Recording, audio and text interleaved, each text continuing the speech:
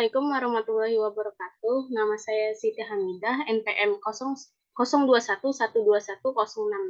Di sini saya akan menjelaskan materi kelima, yaitu visi dan rancangan sistem informasi.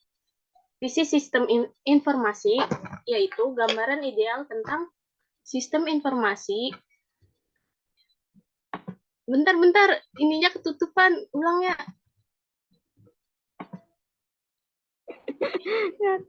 Gue juga awal gitu anjir.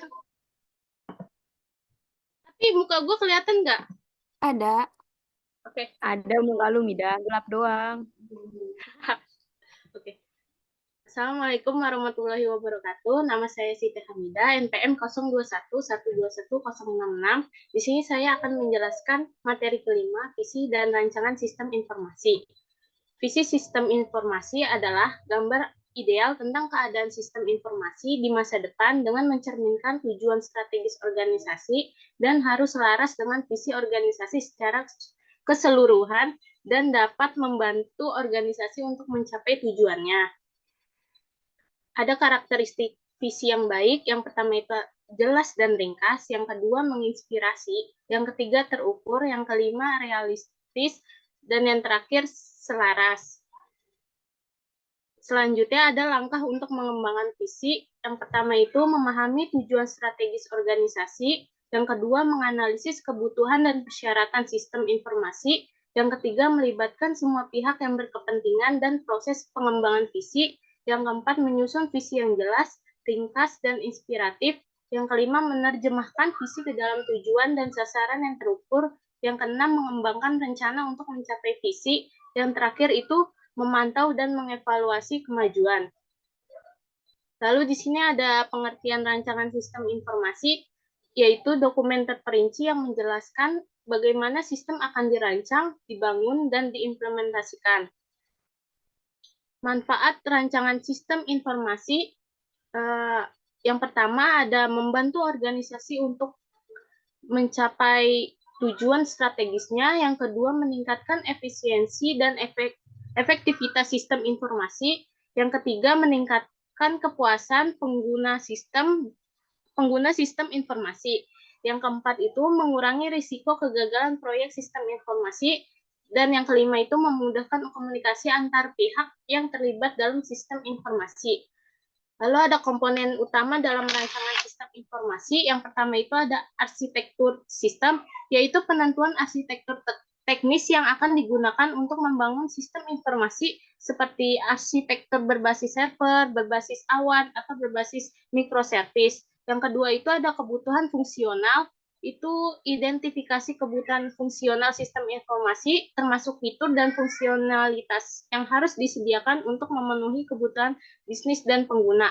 Yang ketiga itu ada kebutuhan non-fungsional, itu penentuan kebutuhan non-fungsional seperti kinerja, keamanan, skalabilitas, dan ketersediaan sistem. Yang keempat, ada desain antarmuka pengguna. Perancangan antarmuka pengguna yang intuitif, responsif, dan mudah digunakan. Yang kelima, integritas data, itu antara sistem informasi baru dengan sistem yang ada, termasuk basis data internal, aplikasi eksternal, dan sumber data lainnya. Yang keenam, ada keamanan data, yaitu penentuan kebijakan keamanan informasi dan kontrol akses yang sesuai dengan risiko dan kebutuhan organisasinya. Dan terakhir itu ada pengujian dan pemeliharaan. Pengembangan rencana pengujian yang mencakup pengujian fungsional, pengujian integrasi, dan pengujian kinerja. Di sini ada manfaat visi dan rancangan sistem informasi. Yang pertama itu ada membantu organisasi untuk mencapai tujuan strategisnya. Yang kedua, meningkatkan efisiensi dan efektivitas sistem informasi. Yang ketiga itu meningkatkan keputusan pengguna sistem informasi. Yang keempat itu ada mengurangi risiko kegagalan proyek sistem informasi. Yang kelima itu ada memudahkan komunikasi antar pihak yang terlibat dalam sistem informasi. Ada cara menciptakan visi sistem informasi yang efektif. Yang pertama itu ada memahami tujuan organisasinya. Yang pertama itu melakukan analisis SWOT untuk memahami kekuatan, kelemahan, peluang, dan ancaman yang dihadapi organisasi. Yang kedua itu identifikasikan tujuan strategis organisasi dan bagaimana sistem informasi dapat membantu mencapainya. Yang ketiga itu petakan proses bisnis utama dan bagaimana sistem informasi dapat mendukung dan meningkatkan efisiensi proses tersebut. Yang kedua itu melibatkan pemangku kepentingan. Nah, di sini dengan cara mengumpulkan masukan dari berbagai pemangku kepentingan termasuk pengguna, staf IT, manajemen, dan pihak eksternal yang relevan. Yang kedua itu melakukan workshop dan sesi diskusi untuk menggali kebutuhan, harapan, dan kekhawatiran mereka. Yang ketiga itu gunakan teknik brainstorming dan survei untuk mendapatkan gambaran yang komprehensif tentang kebutuhan sistem informasi. Yang ketiga itu menentukan esensi visi sistem informasi. Yang pertama itu merumuskan visi sistem informasi yang jelas, ringkas, dan mudah dipahami. Yang kedua, memastikan visi sistem informasi mencerminkan tujuan strategis organisasi dan menginspirasi semua pihak yang terlibat. Yang terakhir itu, visi sistem informasi harus dapat diukur dan realistis untuk dicapai.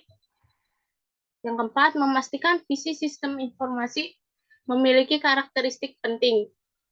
Itu ada jelas, visi harus mudah dipahami oleh semua pihak yang terlibat, termasuk pengguna, staf, IT, dan manajemen.